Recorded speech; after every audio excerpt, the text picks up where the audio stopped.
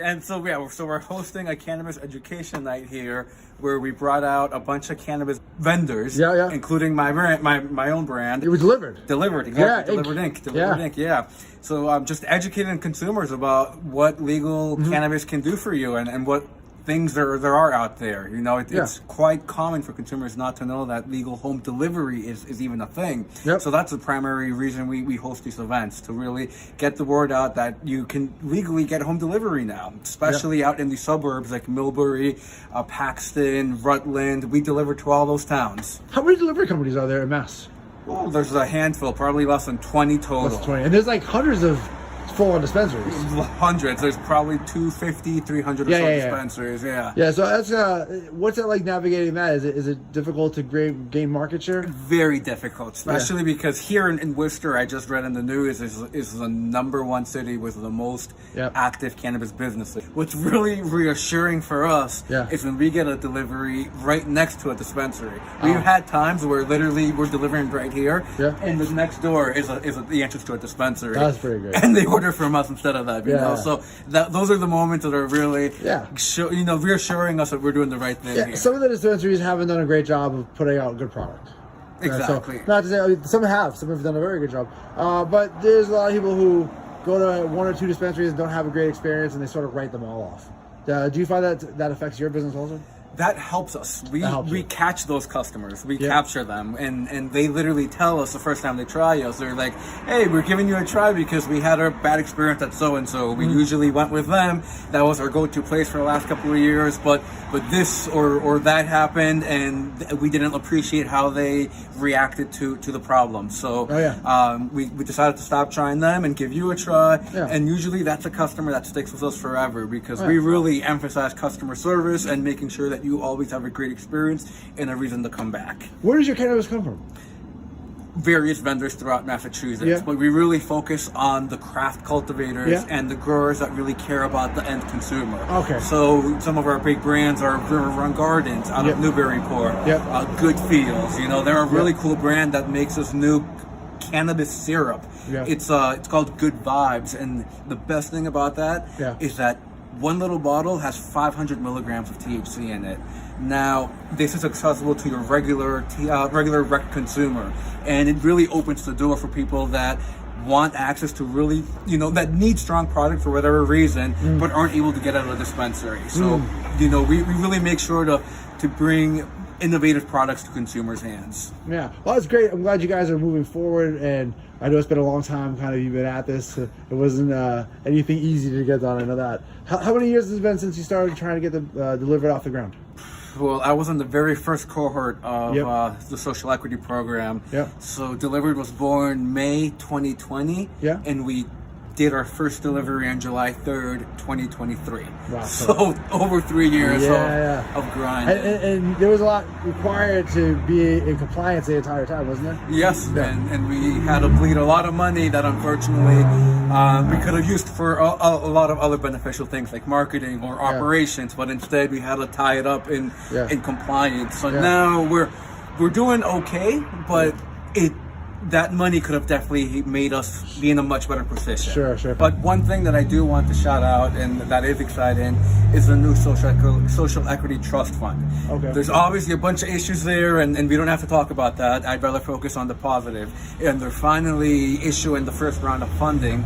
So applications close on February 15th, and funding will begin issued sometime in March. And it's very exciting for us because that's really going to be a lifeline for us that hopefully can help us go from where we are today, which is, we're surviving, we're growing, we're doing okay, but we want to be more than that. We want to thrive. And hopefully the Social Equity Trust Fund will help us get there. That's amazing. Now you team up here tonight with Queenie Care. You guys are sort of in different aspects of the cannabis industry, but it seems like you might meet each other's needs in a lot of ways to be able to provide stuff. She said her CBD products are doing very well. Then you guys are working directly with her CBD products? Yes. We're very happy and honored to be carrying Queenie Care's products on our menu. Here with Queenie Care. Cannabis Education Night. Hi, Queenie Care. Hello. So we've been seeing you do amazing things for a long time. Now you're invading the bars. That's amazing. Thank you. So what gave you the idea? We did a networking event back in October with Delivered, and we had a great turnout. I work very closely with them. I'm on their menu. You can go online, order cannabis and CBD, and have it delivered within a couple of hours, which is pretty cool. I'm in 8 other retail locations now, 1 other dispensary, and then the rest are like gift shops. I have a website you can order from, or you can come see me in a pop-up shop to order some stuff. That's pretty great. I've been reading how people will use CBD if they smoke too much weed, and it helps to get back off. So that must be pretty good for people to have access to that. Yes. So if you have pets or children in your home and keep edibles in your home, you really should keep some CBD in your home. These first 3 are CBD only. And CBD that's made with an isolate will undo too much THC consumption and make you feel more leveled out.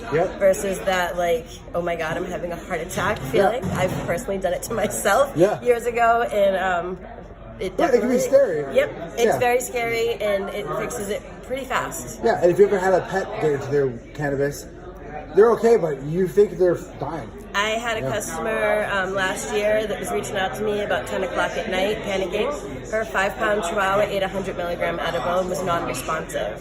She was nervous to bring him to the vet. She came to my house, grabbed a 500 milligram bottle of tincture, and he's still here today. Nice. So it helped him tremendously. It turns out the dogs are very sensitive to cannabis. Yes. They actually just had something on Chronicle 2 nights ago about that. And a friend had said something to me, so my dad recorded it, and we watched it together yesterday. And they were talking about dogs, and they give them fluids and thousands of dollars in vet bills when they just give them some CBD and water.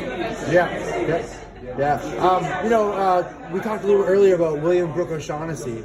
He was a health chief of Ireland in the 1800s. He famously gave his dog cannabis for diphtheria. And so there's been a lot of cannabis use that is sort of hidden.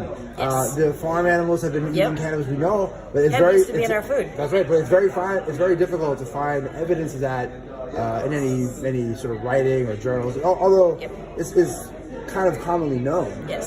Are you looking at in the future getting into the pet area? I'm actually going to white label some pet care items for delivered. Oh, great! So Dante is here tonight. Hi, Dante.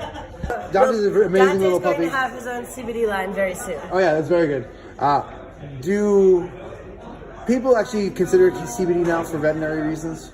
I have a lot of customers that purchase CBD for their elderly dogs and cats, whether their animals are having seizures or just joint pain, anxiety from fireworks, thunderstorms. My dog is 17, and I swear that's why she's still alive. Actually data shows that animals using cannabis live longer. Yes, they have an endocannabinoid system too. That's right. And like even chickens that eat hemp seeds live 20% longer or something. And they're healthier. That's right, they're healthier. So it's great that things are coming to light, and that the pets are benefiting. Yes, from, absolutely. Because I think the veterinary industry is very bad for pets. It's very dirty. My dog actually just had an emergency situation with vertigo, and their first assumption was cannabis consumption. So I paid extra money to have my dog drug tested, and it was negative.